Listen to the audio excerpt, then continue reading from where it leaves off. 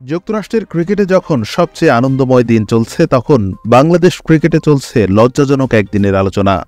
সামাজিক যোগাযোগ মাধ্যমে নাজমুল হোসেন শান্তর দলের মুন্ডুপাত করছেন বাংলাদেশের সমর্থকরা। আসন্ন টি-20 বিশ্বকাপের আগে এমন হার নিঃসন্দেহে টাইগার শিবিরে বড় ধাক্কা, অনেকটা ওয়েক আপ কলের মতো। এখন প্রশ্ন হচ্ছে, এই হারের দায় কার? বিশ্বকাপ খেলতে যুক্তরাষ্ট্রে যাওয়ার আগে টি-20 জয়ের একটা ফর্মুলা দিয়েছিলেন বাংলাদেশ দলের অধিনায়ক নাজমুল হোসেন শান্ত। এতে অবশ্য তার মূল ভরসা ছিল বোলিং ইউনিট। আগে ব্যাট করলে ব্যাটাররা 160 থেকে 170 রান করবেন, আর মিতব্যয়ী বোলিংয়ে বোলাররা ম্যাচ জেতাবেন।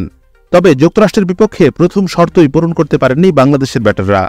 ঘরের মাঠে সদ্য শেষ হওয়া জিম্বাবুয়ে সিরিজের পর যুক্তরাষ্ট্রের মাটিতে প্রথম ম্যাচে ব্যর্থ টাইগার ব্যাটাররা। এমন হারের জন্য স্বাভাবিকভাবে কাঠগড়ায় ওঠার কথা ব্যাটারদের। একই কাজ করলেন দলপতি। ম্যাচ শেষে পুরস্কার বিতরণী অনুষ্ঠানে ভালো ব্যাটিং না করার আক্ষেপ ছিল শান্তর কণ্ঠে। তিনি বলেন, আমরা ভালো ব্যাটিং করিনি। আমরা প্রথম 2 ওভারে ভালো করেছিলাম, কিন্তু মাঝে উইকেট হারিয়েছি। আমরা আরও 20 রান বেশি করতে পারতাম, তাহলে ম্যাচটা অন্যরকম হতে পারত। ব্যাট হাতে দীর্ঘদিন ধরে রান খরায় ভুগছেন লিটন দাস এবং শান্ত। যুক্তরাষ্ট্রের বিপক্ষে শুরুটা ভালো করেছিলেন লিটন। একবার জীবন পেয়েও এই ওপেনার আউট হন ব্যক্তিগত 14 রানে। আর টাইগার দলপতি 11 বল খেলার পর সাজঘরে ফেরেন মাত্র 3 রান করে। এমন ধারাবাহিক ব্যর্থতার পরও উইকেটকে দায়ী করছেন শান্ত। তিনি বলেন, আমি এটাকে ভুলের পুনরাবৃত্তি মনে করি না। আমার মনে হয় আমরা ভালো উইকেটে খেলছি না। জিম্বাবুয়ের সিরিজেও ভালো উইকেটে খেলিনি, তবে এটা মানসিক ব্যাপার। আশা করি ব্যাটসম্যানরা ঘুরে দাঁড়াতে পারবে।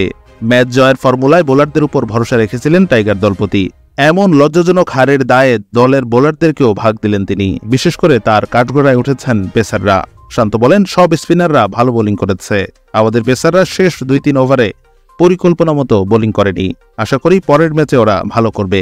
এর আগে টস হেরে ব্যাট করতে নেমে 6 উইকেটে 153 রান করে বাংলাদেশ। জবাবে 3 বল বাকি থাকতেই 5 উইকেটের জয় তুলে নেয় যুক্তরাষ্ট্র, যা টাইগারদের বিশ্বকাপ প্রস্তুতিকেই প্রশ্নবিদ্ধ করে ফেলেছে।